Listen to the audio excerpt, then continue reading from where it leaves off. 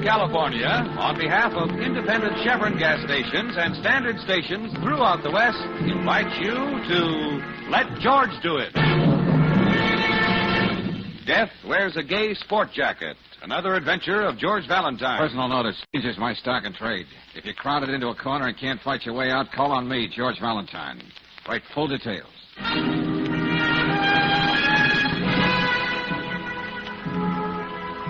Dear Mr. Valentine, in the last month, violent death has struck 4 people in the Warrington Square section.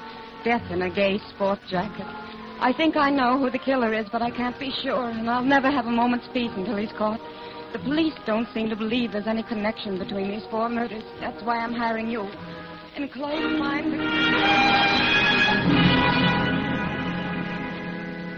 the key to locker 306 in the East Hempstead Railroad Station.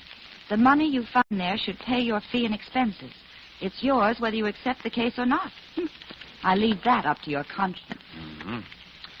I gather, Brooksy, there's no signature. No, just a generous amount of white space on the bottom, George. And the letter's typewritten. Our correspondent seems to revel in mystery. Well, here's something more specific. You might call it a postscript. Yeah? List of Warrington Square victims. Uh-huh. Well, whoever wrote this, he or she, didn't have to go to that trouble. Jack Pringle on the Morning Bulletin has been repeating that list in bold type every day. September 12th, Joe Barcelona, butcher. September 17th, Mrs. Adelaide Walsh, housewife. September 29th, James O'Hara, truck driver. October 18th, Nancy Cabot, fashion designer. 4? Mm-hmm. I didn't know about Nancy Cabot, whoever she is. Hey, you know, Angel, this should be a pleasure. Multiple murder? No. A client who's willing to pay off without even identifying himself. Well, that is if there is any money in locker 306. Well, Brooksy, there doesn't have to be any mystery about that.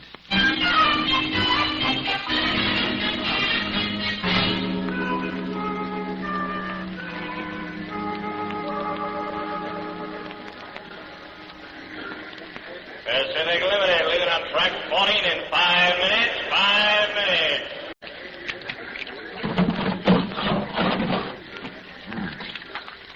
See, it is real money, Brooksy. This stuff in here isn't watercress. No. I can recognize the pictures of some of our nicest presidents. How about that? There's $300 here. But how are you going to earn that lucre, George? Or don't you have a conscience? I don't know about a conscience, Angel, but I keep thinking about Nancy Cabot. Why is her name on that list? If anything has happened to her, why haven't we read about it in the papers?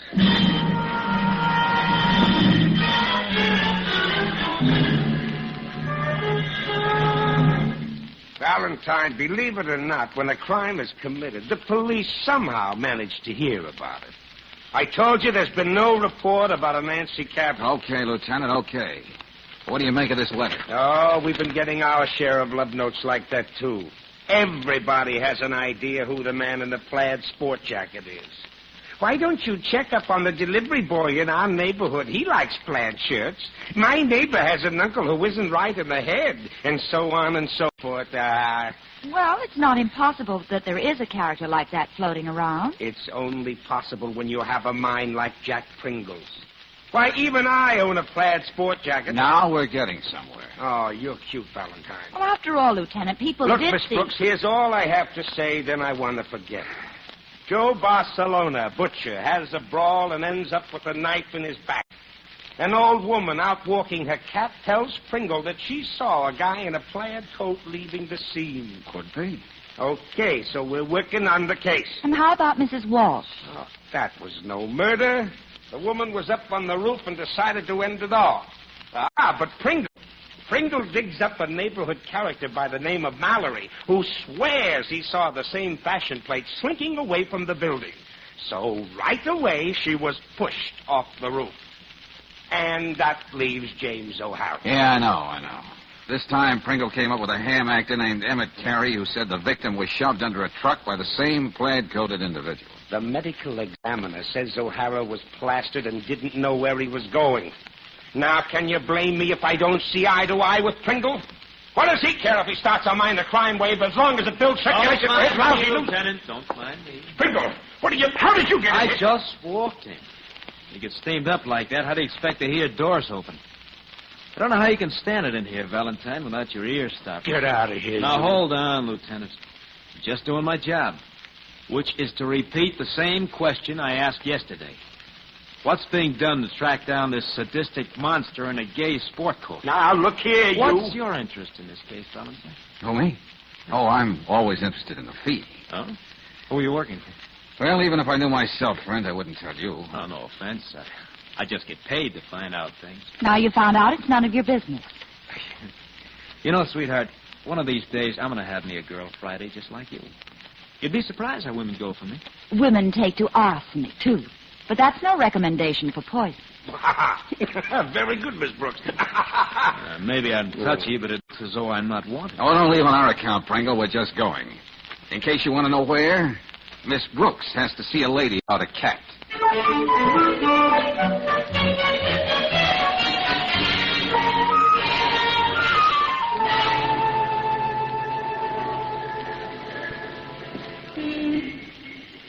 Young lady, it's very sweet of you to sign my petition. Oh, think nothing of it, Mrs. Winthrop. The city needs a home for stray cats. I've been waging this campaign for 20 years. Oh, to get back to Joe Barcelona, Mrs. Winthrop, how can you be so sure about the man in the sport coat? Wasn't it pretty dark that night? Oh, yes. But sometimes I do think I have the eyes of a cat, my dear. Do you believe in reincarnation? Do you think I might have some feline blood in me? Oh, I wouldn't know.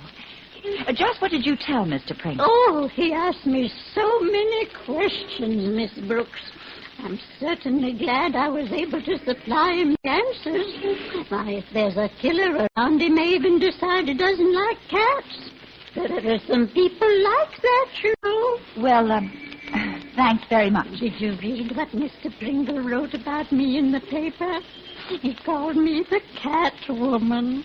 Wasn't that sweet of him?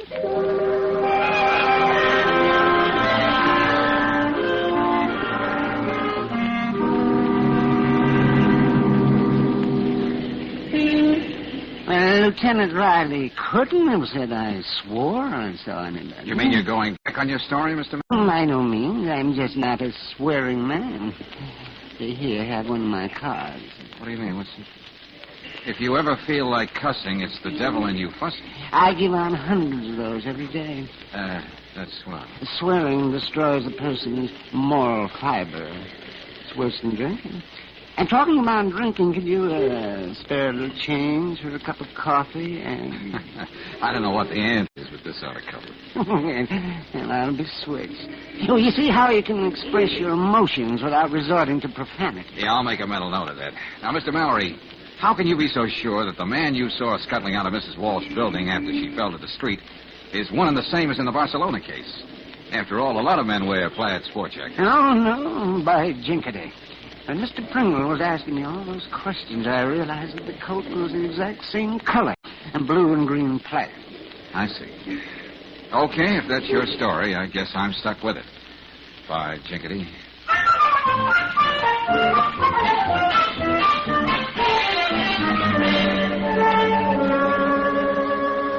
No, Mr. Carey, I'm not a newspaper reporter. Oh, very unfortunate, Miss Brooks. I thought you might have some occasion to talk to Mr. Pringle and remind him that when he uses my name in his stories, it's spelled with 2 M's and 2 T's. Emmett Carey. Well, I'm just checking on that man you saw push Mr. O'Hara in front of the truck. Oh, I never said I actually saw this fiend do it. What I did say was that my powers of observation, developed after long years in the theater, made me spot the culprit before he could beat a hasty retreat and so lose himself in the crowd. Oh? The garment he was wearing matched exactly the coat described by Mr. Pringle in his newspaper pieces. Then there's no room for doubt. None whatsoever. Oh, it was gratifying to see my name in the papers again. I can imagine. And you shall see it again and again, my dear, when I found just the right vehicle for my talent. Yes, I'm sure of that. Now, I really must... You will remember to tell Mr. Pringle that there are 2 M's and 2 T's, now won't you?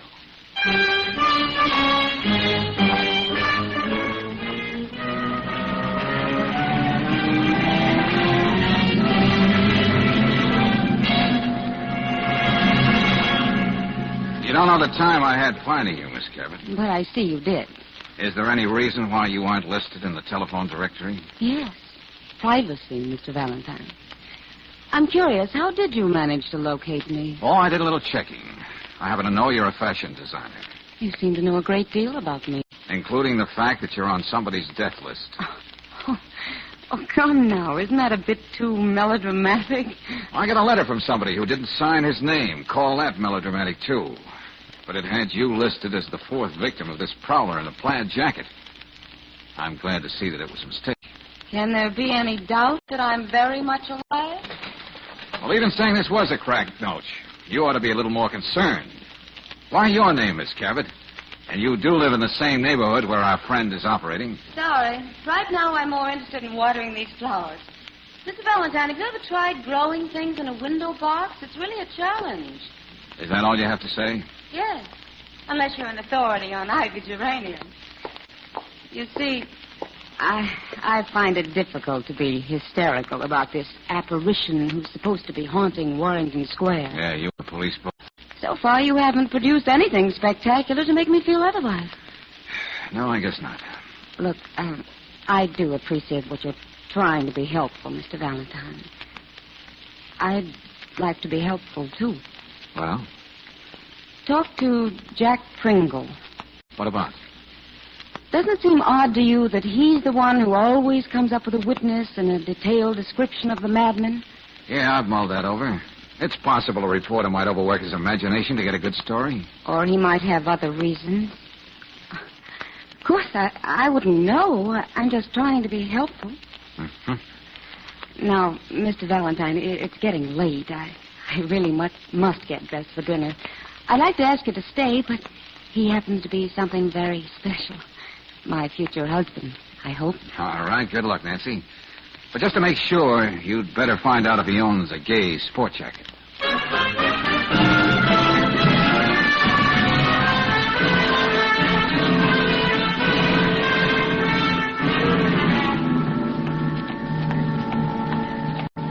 What took you so long up there, George? What does she have to say? Nothing particularly new, Angel, except a discourse on growing geraniums in a window box. Come on, let's go.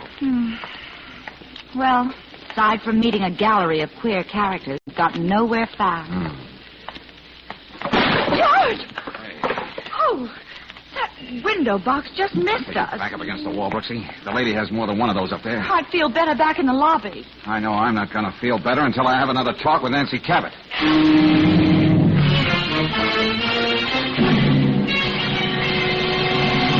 Better get Riley on the phone, Angel. Oh, who could have gotten in here and choked her? You only left her a few minutes ago. I can think of three answers. Somebody who was waiting for me to leave, somebody Nancy knew well, and somebody who had good reason to let fall with that window box.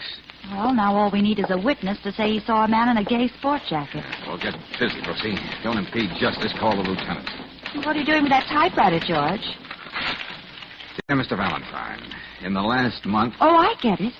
Was it Miss Cabot who wrote us that letter? On her own little typewriter, Brooksy. She was just a day early in writing her obituary.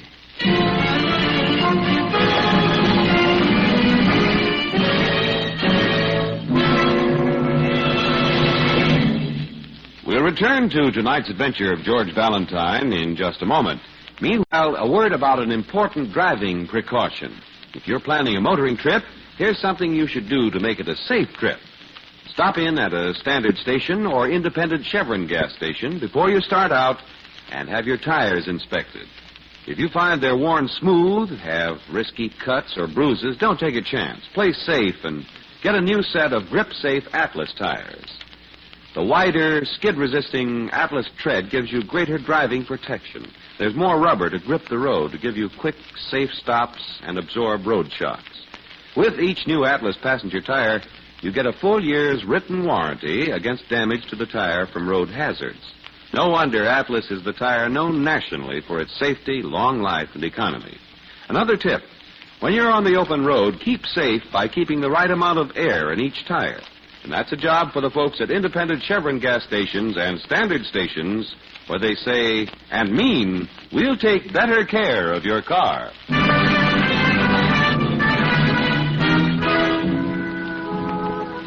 You get an unsigned letter and a list of 4 people who've met with violent death.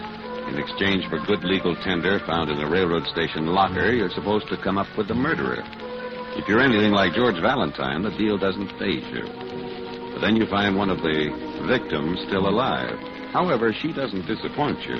You find the lady nicely throttled in her apartment, which is where you are now with Brooksy and Lieutenant Riley. But Valentine, if Nancy Cabot was afraid for her life, why didn't she sign her name to that letter instead of all this rigmarole? Well, don't you see, Lieutenant? She knew that if I took that job, I'd eventually get around to that fourth name on the list.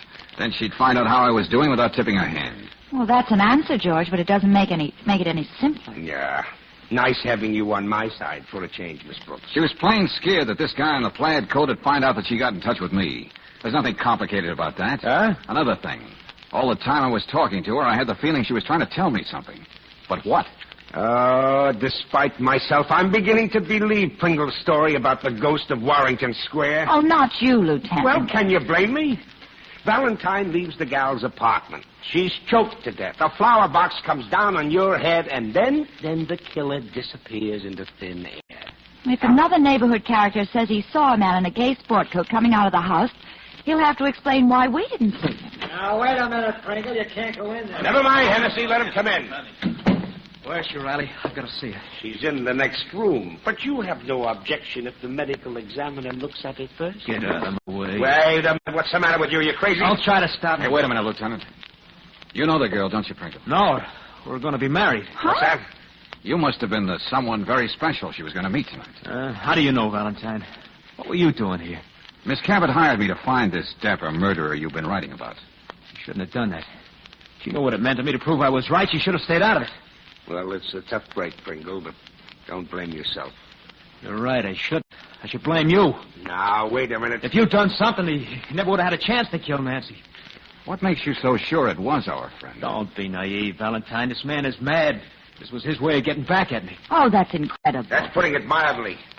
But from here on in, Pringle, I'll accept your theory as fact and work accordingly. Oh, wait a minute. I know you're desperate, Lieutenant, but don't be rash. What's that supposed to mean? Well, as soon as I find out, I'll let you know.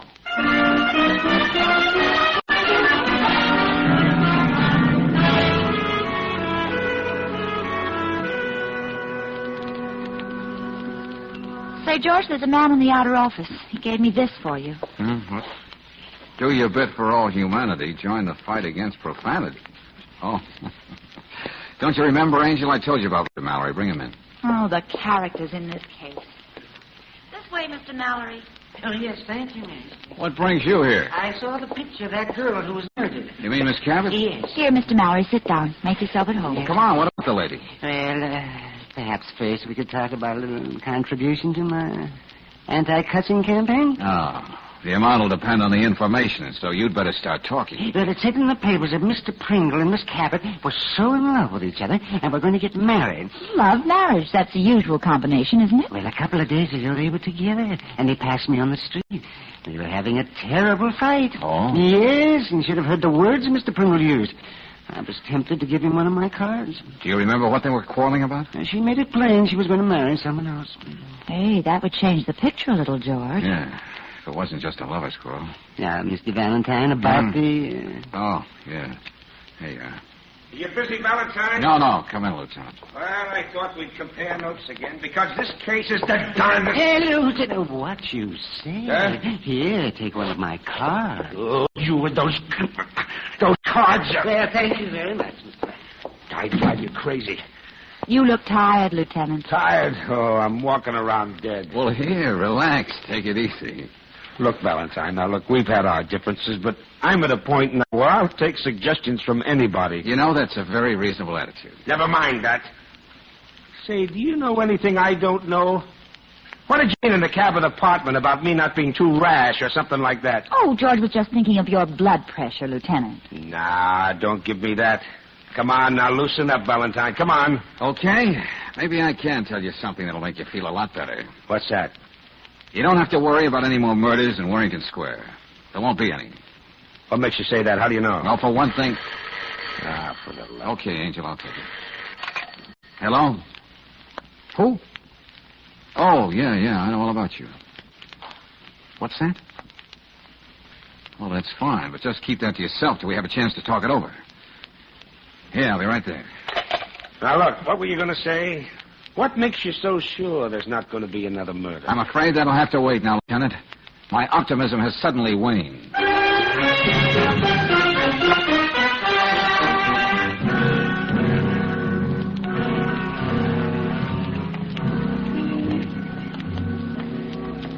Carrie's rooming house is just on the next block, George. Hey, Brooksy, just how did this Emmett Carey impress you? You spoke to him. Oh, just an actor who probably sleeps with his scrapbook under the pillow. Seemed honest enough. Yeah, sounded like a screwball over the phone. Anyway, something must have happened to change his mind about the man in the plaid coat. If he told Pringle that, I can imagine how the demon reporter feels. Oh, golly, this is all we need. Who is this? Catwoman. If she starts talking, we'll never get out of here. One of my cats is missing, Miss Brooks. Have you seen her? You couldn't help recognizing her. Her name is Bella. Oh, there hasn't been a cat in sight, Mrs. Winthrop. Now, we really must... I can't understand it. Bella was such a well-adjusted cat. Have you seen her, young man? No, ma'am. Oh, well, she'll come back. Brooksy, don't you... My petition. Would you care to sign it, young man? But I... To found a home for stray cats. Better sign it, George. Okay. Do you suppose, Miss Brooks, that man in the plaid coat could have lured Bella away? I've been thinking about... Oh! What's George? We'll tell you later, Mother.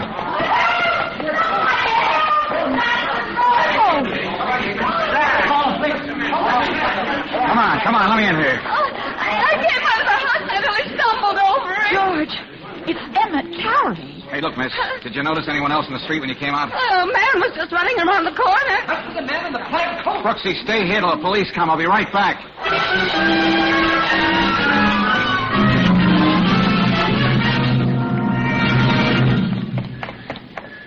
Hey, look, friend. A man came running into this block a few minutes ago. He had to pass here. Did you see him? You must have seen him. Oh. No, I wouldn't be able to see him. Oh, I'm sorry. Everybody around here knows poor old Joe can't see. You're looking for this fellow in a plaid coat, aren't you? He just passed here. Yeah. But how would you know that if you're blind? He stopped right in front of me here. You mean he told you who he was? Oh, he said everybody was looking for him, but they'd never find him. He said he wasn't through killing yet. He didn't care who I told that to. You know, he must be crazy. You're not kidding, Pop. Well said. You're not going to stop looking for him, are you? He has a way of evaporating right in front of your eyes. Oh, you should keep after him. He ran down the street and went into that alley. You know, a fella like that shouldn't be around loose. Okay, this is for your trouble. Oh, God bless you. Don't mention it. Whether you know it or not, you may turn out to be the one to clean up this whole mess.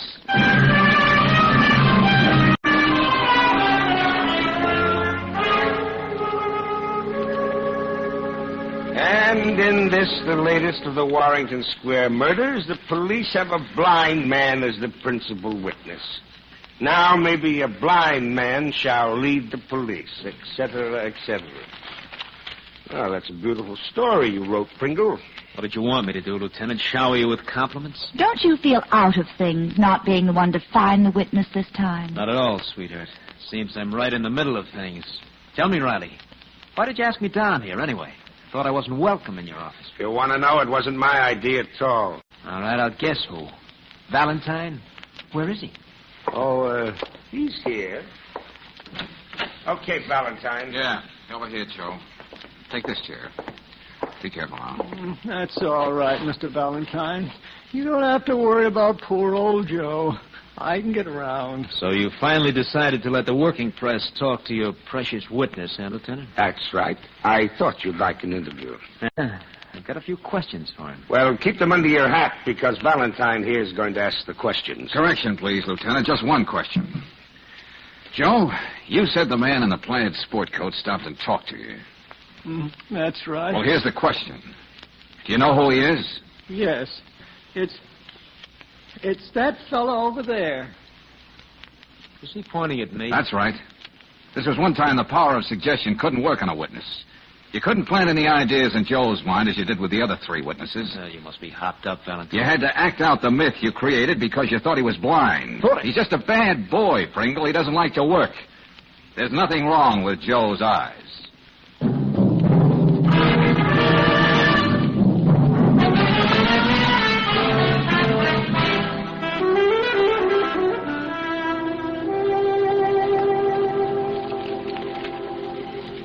seems strange to be reading anything about the Warrington Square murders without Jack Pringle's byline on it. Yeah, well, it'll have to carry a city jail dateline, Brooksy.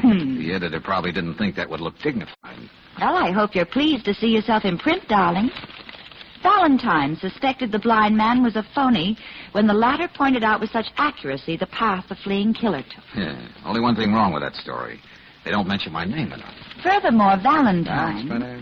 Valentine reasoned that Pringle could have instilled in the 3 earlier witnesses the conviction that they'd seen a man in the plaid coat when actually no such man existed. Yeah, but Brooksy, they forgot to add that Pringle was lucky to find 3 people who were so susceptible to suggestion. A catwoman, a man with a crusade, a hammer. Mm-hmm. Pringle tried not to overlook a thing. He knew it would look too suspicious if the trail stopped abruptly after he killed Nancy Cabot. So he went on with Carey to keep alive the myth of the killer in the gay sport jacket. Oh, Angel. I think I'll take Lieutenant Riley's suggestion and give that $300 to the police welfare fund. Oh, that's fine. But shouldn't we keep some of it for all the time and work? Oh, I forgot to mention this.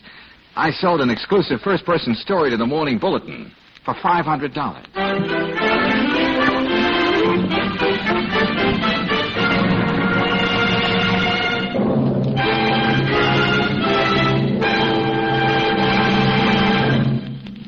Why does the lady of the house defrost the refrigerator periodically? Because she knows that too much ice will prevent proper cooling. If she's wise and thrifty about the family car, too, she knows it's all important to get oil drains at regular intervals. That's because any oil used too long collects too much carbon and other engine killers. So if you've driven quite a spell without having the crankcase oil drained and replaced with fresh oil, take a tip. You'll get longer engine life by getting an oil drain at a standard station or an independent Chevron gas station tomorrow. For that's where they have RPM motor oil. RPM, you know, is compounded to keep your whole engine system cleaner. And that it certainly does when you get oil drains at regular intervals. Speedy oil drain service with premium quality RPM for your fresh oil is another reason all these stations say and mean we'll take better care of your car.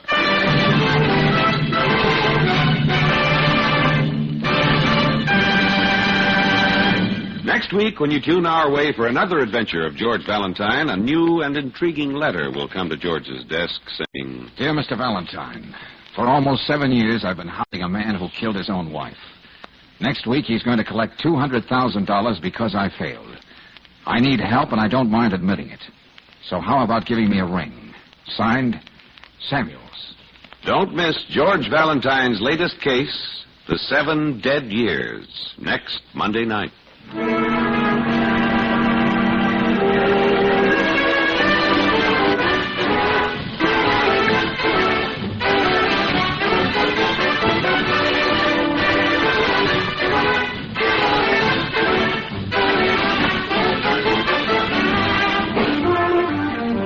Tonight's adventure of George Valentine has been brought to you by Standard of California on behalf of the independent Chevron gas stations and Standard stations throughout the West. Let George Do It stars Robert Daly as George with Frances Robinson as Claire. Wally Mayer appears as Lieutenant Riley. Tonight's story was written by David Victor and Herbert Little, Jr. and directed by Don Clark. Also heard in the cast were Georgia Ellis as Nancy, Tony Barrett as Pringle, Peggy Weber as Mrs. Winthrop, Howard McNear as Mallory, Larry Dobkin as Carey, and Dick Ryan as Joe. The music is composed and conducted by Eddie Dunstetter. Your announcer, John Heaston. Listen again next week, same time, same station, to Let George Do It. This is the Mutual Don Lee Broadcasting System.